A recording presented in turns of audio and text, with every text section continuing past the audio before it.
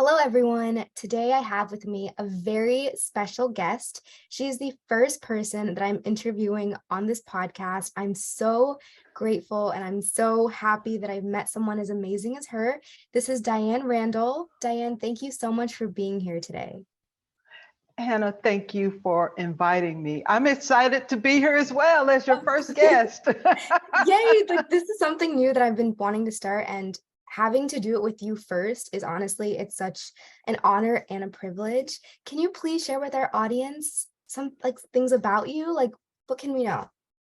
What I can share is first of all, my name is Diane Randall, and I am a whole living consultant. And what that means is I not only have supported myself in working with my mind, my body, and my spirit. And my work has been, how do we bring all those things together? Because it's not just the physical body and the mind on its own. It's everything working in alignment together. So what I do is I help people with inner strategies to help them live their outer life. And that could be self-talk, that could be boundaries, that could be plant-based nutrition, that could be anything along the holistic and the wellness realm. And I do that with speaking, workshops, podcasts, any medium, all the mediums that I can use to not only support people with information, but also receive real people's lives and how I can support them and be with them in moments that matter. Thank you so much, Diane. And once again, I'm so grateful that you're here. So as Diane mentioned today, we are actually going to be talking about one of her specialties, which is boundaries. And we're going to learn more about that. So Diane, I want to get right into it. And the first question that I have for you today is, what is a boundary? I always say a boundary is, it's an invisible, and I don't want to say wall because it's not a wall. It's more like a protection around space, that the space that allows you to be who you are and how you show up without being distracted or thrown off on the things that matter to you. So a boundary is like a protective shield. Okay. And it just allows you to stand up and be in the world, and also, teach people what you need from them in order to have your place in the world. Exactly. And throughout the course of my life, I've been told and taught so many times that I need to have values. Like, what's important to you? What are your values? Like, do you value respect? Do you value honesty? Do you value compassion? And in speaking about boundaries, is there a difference between a boundary and a value, or do the two kind of just correlate? Values are what's important to you, what matters. Boundaries help you protect what matters to you. In our society, and this has been going on forever, we have those values and the things that matter to us. But as we navigate the world, sometimes what we value may not fit directly into what society says we need to do. For example, we're taught to be a certain way in the workplace. That may not align with our values. So what we do is we kind of let go of our values in order to be this person, or this person that's in the workplace, so that you can do your work and have a job. But what you learn as you go through life, that those things don't last a lifetime. As a matter of fact, some people just suck it up and they go through their life just doing what they're told, instead of living from the values and the things that matter. Boundaries allow you to teach people how you need to be treated, basically. It allows you to have clear and firm communication around what really matters.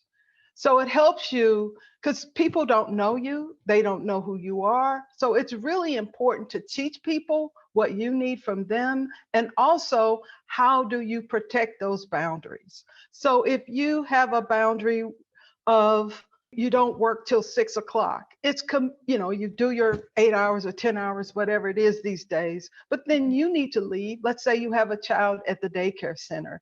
You need to leave by 5 to get that child by 5 o'clock. But then you have a boss who's coming to your desk at 5 o'clock every day, giving you something else to do. Right.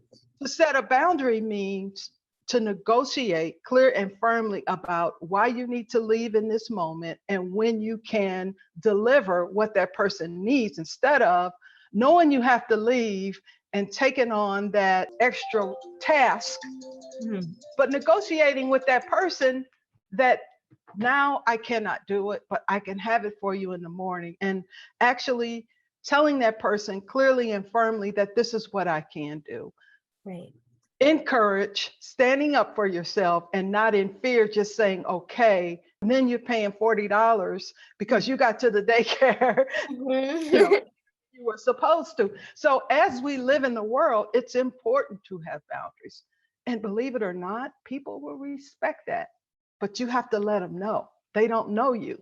They don't know where your edges are, So how can you identify when a boundary needs to be set? And I know you mentioned that in communicating a boundary, it's all about negotiation. But how can someone who hasn't set a boundary before develop that confidence or know what language to use when deciding to set it? Okay, so it's not just about negotiation, it's the courage to Okay. speak up and stand in your power. That also goes along with it. But think about it. Any of your listeners, just think right now, when someone's asked you to do something and you have that inkling in your belly that says, or that thought in your head, I don't want to do that. It's just not something I want to do. That you feel that energy. That's when you know a boundary's being crossed. That's your indication that this person is pushing on a boundary that you're not comfortable with. It doesn't have to be anything crazy or a lot, but it's just something that's not going well with what you want in this moment. Right. So some people just say, okay, but it's about hearing that person, and you don't have to answer right, and pausing for a second and knowing inside that you either want to do it or you don't. And if you don't want to do it, it's just saying, you know what, right now, I'm not able to do that. Or you don't have to explain yourself for the next 45 minutes. It's just knowing how you feel. You already know you don't want to do it. Yeah. But what we do is you do it anyway. And that's when the resentment comes in. That's when you don't like that person, that's when all that drama and negativity comes forth, because you keep bypassing and doing things that you don't want to do. Exactly. And I really like how you said that when you don't honor your own boundaries, that's when you start resenting the other person.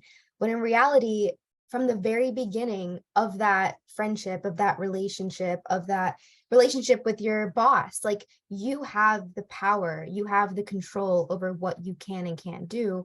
And it's more about developing that courage to say, hey, like, I can't do this right now, but I can do it for you by tomorrow or by next week. So expressing your needs lets someone else know what you can do and what's sustainable and reliable and what's sustainable for you. So, instead of just allowing things to just come at you. Because people say, well, I don't want my boss mad at me because I didn't just say yes. But guess what? Let's say we fast forward and you keep doing these things that go against who you are and what you need to do. Instead of teaching that person, okay, I can do this at 2 or 3 or whatever, then you are going to have a behavior. Maybe you explode, maybe you yell, but it's not going to be in alignment with behavior that's normal for the work environment, for example, because you are so tired of this person asking you to do A, B, C, and D. So it's going to happen eventually. So in my opinion, if you can teach that person right now, and I call it teaching, if you can teach that person right in this moment how to treat you, guess what?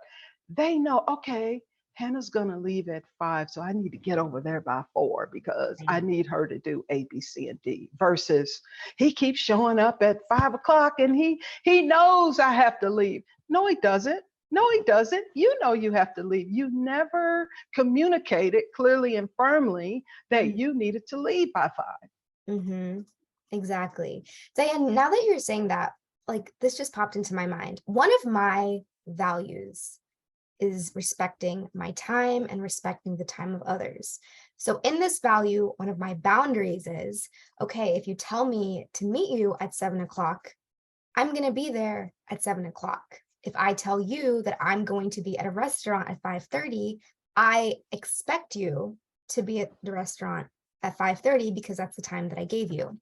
So in communicating a boundary like this and saying, hey, like, I would really appreciate it if we can meet at this time because, I'm on a tight schedule.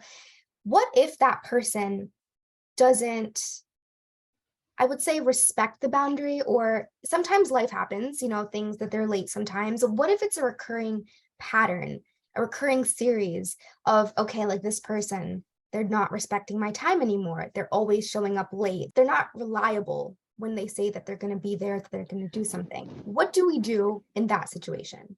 Hey, we've all had those friends and family Yes. members. Okay. Yes. But let me tell you, and I can tell you this after years and years and years of Uh-huh. experience. Uh-huh. So where my balance is in this moment in my life is, okay, we talked about 7. So Mm-hmm. I'm going to be there at 7. Mm-hmm. It's okay if you call me and say I'm running late.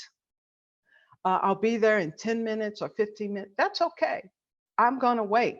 Mm-hmm. But if you don't, in my head, I call it, I'm going to wait for a reasonable amount of time, a Right. reasonable amount of time in my head, not based on this person. Right. And once that reasonable amount of time is done, Uh-huh. I either leave. If I like the restaurant, I'll go. Even though I know my friend's going to be late, she's coming, I'm going to go ahead and order my food. Mm. I'm going to go ahead, and even if it's an event, no matter what it is, if I want to be there, I'm going to go ahead and do my thing. I'm not waiting at the door. I'm not looking at the door. I'm going to enjoy this moment. Or if I only came because that person invited me, I'm going to leave after a reasonable amount of time. Right. Because here's the thing, I'm not going to be mad at her Mm-hmm. because she didn't show up. But if I wait Mm-hmm. 2 hours, an hour, and she says, oh, girl, this happened, that happened, and they didn't call, I'm not going to be mad at you for that because I know my Mm-hmm. threshold. That's my boundary. And Mm-hmm. that's the boundary that I'm adhering to with anybody. The Mm-hmm. doctor, you know, Yeah. if the doctor's behind and he let me know, okay, the doctor, even if I ask, okay, when is he coming? Oh, he's running late about an hour. Okay, let's reschedule. Right. I'm not going to be upset about your behavior. Right. But you're So honoring that's how what, I play it. right. And you're honoring your time because you're not running by the time of others. You're running by your own clock and what you need because at that moment. because I don't. Here's how you not be upset with people, Okay. okay? Because you waited an hour, you waited 2 hours, and then they just didn't show up at all. Right. I mean, we've all been through that. I can remember that when I was younger. I can literally remember that. Uh-huh. So over time, you just learn that okay, I'm going to honor what's comfortable for me in Mhm. waiting, especially if you have not heard from that person. Right. Or even if you've heard from them, they say, you know what, I'm running 15, 20 minutes. That allows you to say, okay, I'll wait. Or, you know what, I'm going to have to leave at 7:30, in about 20 minutes. So we can reschedule. Right. See, that was kind. That was in a loving manner instead of, oh, you didn't show up. I'm Mhm. mad at you. Don't talk to me. You see what I'm saying? The Mhm. difference when you honor yourself, Mhm. it's so much more peace. Right. Right. That's very true. So what if you're in a situation where you do express your boundaries and someone is just saying, no, I can't do that, or no, like that's unreasonable. If they're directly saying, this isn't something that I can respect, or this isn't something that I can do, how do you go about and handle that situation? Like, what does that look like? Well, it's you know what, we're individuals. We don't have to agree with each other. So guess Right. what? In some situations, we just agree to disagree. Mm-hmm. Doesn't hurt. Mm-hmm. And we're individuals. That's what makes us great friends, because I have thoughts and you have thoughts, and there are things that you want to do that I don't want to do. I've had friends in my life where they don't do everything with me. For example, even your spouse, even your family, they may not want to do everything with you. So I've also found like-minded people that do the things that I like to do. Mm-hmm. So if my family or friends don't want to do things, and this is one of my favorite things to do over here, to go to retreats, they don't want to go, guess what? That's okay, because I found a group of like-minded people. They're not my friends, but they like to do the same thing that I like to do. So when I go, I'm having fun. And I can come back and share with them my experience Right. of what I did. Mm-hmm. Because the problem, I think, in society is when we have people in our lives, and I've had this too, you have an expectation that everybody goes through life together, but we really don't. We really don't. It's Mm-hmm. still an individual experience. Experience. So if Yes. someone were to tell you that they can't respect or honor your boundary, is that enough reason, depending on what your boundary is, to end a friendship, end a relationship? Is that enough reason? Mm. Or does it depend on what the boundary is? It really depends on what the boundary is, Okay. um, because friendships come, they fulfill our lives for however long, and sometimes they've just run their course. You know Mm-hmm. what I mean? It's no drama. You just feel so complete in this relationship Mm-hmm. in every way. And you know that because now I feel we don't have anything in common. We're arguing over all the time because I want to do this thing and that thing. I ended a 37-year friendship a Oh few my years God. ago of someone that was my friend since I was 14 years old. Wow. But I kept holding on because I knew her since 14 years old. Right. I kept holding on. But as I held on, I really kept, why, you can hold on too long because I was questioning, why am I still in a friendship? Right. Uh, it became a little toxic. Mm-hmm. So that's when you stay past the time, when it Mm-hmm. becomes toxic. And then you have all these thoughts about why you're in, it doesn't matter. It's complete. Mm-hmm. And even to this day, I love her. I wish her well, but we're not friends anymore. We don't spend time together with each other. And Mm-hmm. I knew, and you know it in your heart that, you know what, I probably won't see this person again. And Right. it takes courage to do that kind of stuff. But to, Mhm. if you find peace in your decisions and in your boundaries, then that's all that matters.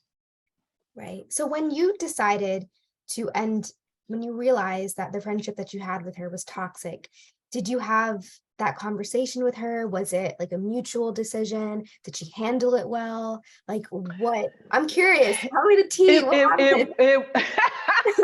it wasn't necessarily a mutual decision. Mhm. Okay. Okay. I think we both felt that in our lives, she had these things going on over here, and I had these things going on over there. And we just weren't ending in the middle together. But I kept feeling, gosh, she's so, the negativity, the toxic, Okay. and that's what was coming up, the toxic, you know, Mhm. relationship, the conversations. I felt, and this is just me, that this relationship is really dark because it's all negative. It's no happiness. There's no peace in this relationship. Mhm. And she was going through a hard time in the end. And I saw how she treated other people because she would get real nasty with them. But I thought I was special. Okay. This has been my friend. But guess what? She started, she started treating me the same way. Mhm. Not that that ended it, but then I realized that, okay, we're in two different places in life. You know, we've completed this relationship. It's Mhm. just come to an end. Because when you go through life with people, everybody doesn't grow at the same time or move in the same direction. And I realized that today, that's okay. Right. I still love her. If I saw her today, I would hug her. Mhm. And that's how you know it's authentic, when you have no energy about being angry, mad, Mhm. that it's a peaceful kind of thing. Mhm. And that happens throughout life with people, even even our love relationships, you know, Mhm. that happens. So, based on your own experience, based on what you've been studying these past, I don't know, however many years, what would you say are the signs of a healthy relationship? And what boundaries are in a healthy relationship or in a healthy friendship or in whatever friendships and relationships that you have? Well, and there's some key components, okay? I respect our differences and I accept you for who you are. We all have behaviors that could be annoying to anybody, Mhm. but I accept that about you and you accept that about me. I'm not trying to like change you, Mhm. you know, turn you into this person, you know, that wakes up at 5 o'clock. That's a high achiever because I'm that person. I Mhm. accept you for being the artist that you are, and I'm making this up, and Mhm. being on a different time clock. Mhm. Because at the end of the day, the results are the same. We just navigate a little differently, and I accept that about you. So Right. it's acceptance. It's loving you for who you are, and it's giving you the space. And this is important. It's Mhm. giving you the space to be who you need to be, Mhm. not based on what I think you should be. Mhm. Who do you need to be? I may think, oh goodness, you know, that's a little weird, but guess what? That's who you are. And I respect that. It's having that respect and being authentic and truthful and being honest about life. Sometimes those dark things that we've experienced, and when we come together, we don't want to talk about them. That is not a good idea. It's talking about those things and navigating through them, because that way, if that particular behavior comes up, that person you're in relationship with, family or whoever, they see that, they understand where that's coming from. Right.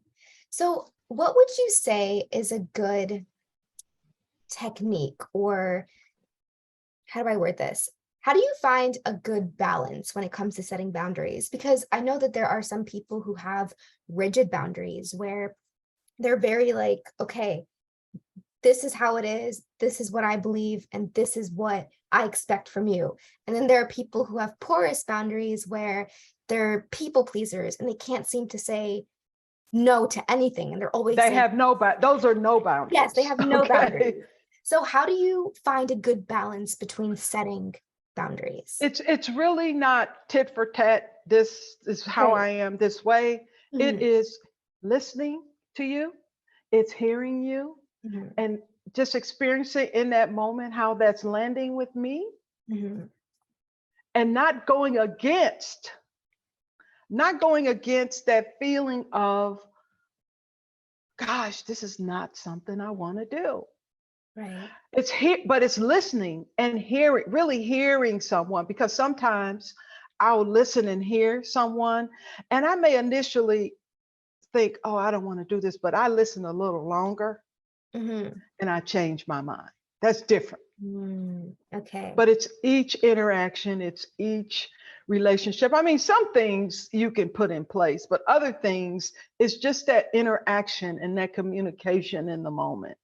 And it's being able to hear, pause for a second, or sometimes, and I remember when my kids were young, they'd ask me something and I just needed time to think about it. And I say, I'll get back, I'll tell you in a minute. Or I would say yes, but after I thought about it, I would go back and say, you know what, I thought about A, B, and C, and I don't for whatever reason, I don't want Right. you to do it. But it's pausing and recognizing that you don't have to have an answer right away. If people say, you know what, I need about 10 minutes, or I need to think about or process this. That's what I say now. I need to process this, and I'll let you know in a few minutes, because you don't have to have the answer right away. Those are really techniques Mhm. I use today, and my life has gotten more peaceful and more peaceful over time because I'm respecting who you are. I'm listening to you, and I hear you. I hear you. I really hear you. I love that. So, And yeah, ultimately, yeah. that is the key to effective communication. Like, yes, being able to express yourself, but more importantly, listening to understand the other person, listening to understand who they are, what their boundaries are, what they need from you, because that's how relationships, friendships work. When you're able to listen, to sit there with someone and say, yeah, I hear you. And that's such a powerful statement, because I feel in the society we're in today, like in our friendships and our work relationships, like everyone is just trying to say, this is what I need, this is what I need. And then instead of someone else saying, I understand you, I hear you, and I'm going Mhm. to do my best to honor that. Mm, And instead of doing that, they're like, but this is what I need. This is what I need from you. This is what my I know. boundaries are. So it's like being able to be there with someone. Yeah, but you don't. And here's I today I do more listening than talking because I hear what you're saying, because we are a society. So Yes. I'm just listening and listening. I Yes. may listen to you for 5 minutes Mm-hmm. because I'm not trying to do, well, this is my need, this is your need. I'm hearing you. I'm just clearly hearing you. And then I'm going to say the truth of it is, Right.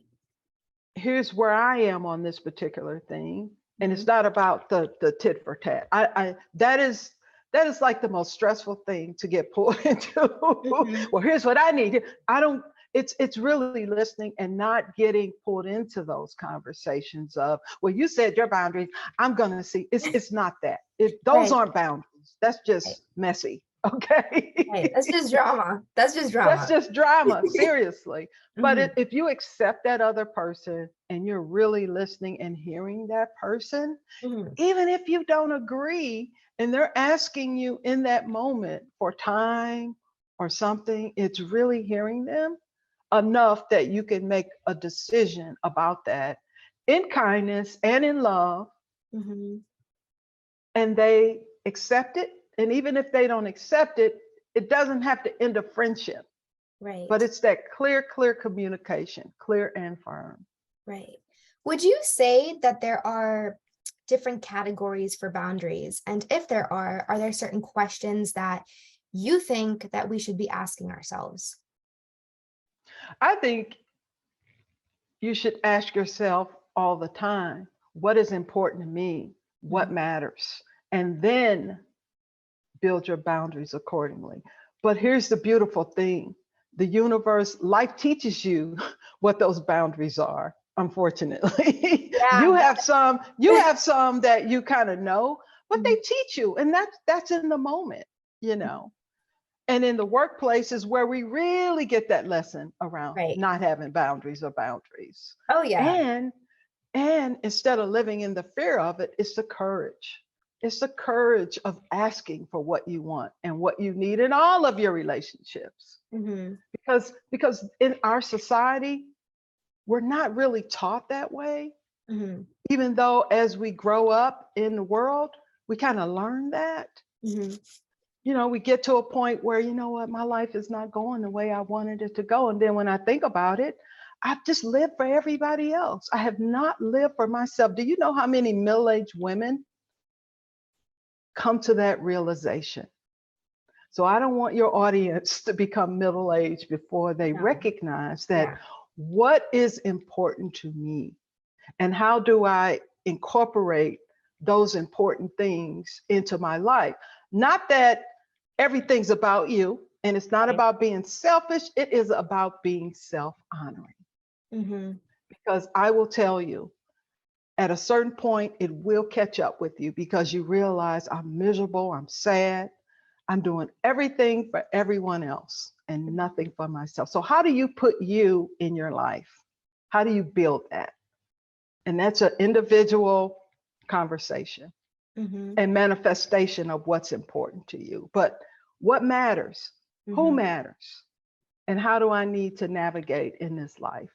And if you're happy, if you find joy, if you find peace, then you know you're going in the right direction. I'm not saying you're in this space 24/7, but if I look at my life, dang, it's going in the right direction, and I'm happy and joyful most of the time. Exactly. So it's taking that barometer, and it's ebbs and flows. Life shifts, things shifts. You get married, you have kids, you work, so things shift and change. So it's a constant ebb and flow and change to what matters. What mattered to me 10 years ago, I would say some of that I could care less now. Right. You know what I mean? Right. But it's being conscious and intentional as you go through life about what really matters to me. Diane, my last question for you today is, what is something that we can do after listening to this episode to start creating boundaries within our friendships, within the relationships that we have on a day-to-day basis? Okay, what I'd like for your audience to do, you want to start small. And you want to pick one thing. It's a practice, first of all, recognizing that setting boundaries is a practice. And what I mean by that is choosing one area where you already feel you need to set some boundaries. And it's starting small with actions and having the courage to tell someone, for example, that you can't make this meeting every month, because you already know in your heart that it doesn't serve you. So how do you get the courage to have that conversation in love and kindness about, you're not, you decide how you want to word it, but basically this is not something you want to do anymore, and having the courage to really be honest about that. Yes, some people will get mad, but guess what? Your courage will allow you to stand in who you are and be okay with that. Not that you're going around making people mad. That's why I say start small with one area, and 99% of us already know what that area could be. And taking one small action, small, because then you build up that courage. You do one thing, So maybe when somebody asks you to do something tomorrow in a certain area, maybe you pause for 5 seconds before you answer. That's a step. But getting past that fear of speaking up, that's the main thing. Right. How do you stand in your power and speak up and have that courage? Diane, thank you so much for your wisdom, your advice. This was absolutely amazing. Honestly, it went so much better than I envisioned in my mind. I knew it was going to be great, but honestly, this episode, recording this with you, has been fantastic and such a pleasure. You've given us so many different tips, pieces of advice, wisdom that we can all apply into our lives. And like Diane said, we all know, 90% of us know what it is that we need to start setting boundaries with. And it's just about starting small. You have to start somewhere. So start small, because that's what's sustainable. Diane, thank you for being here today. I appreciate you so much. And Hannah, thank you for inviting me and allowing me to talk to your audience. It's been awesome.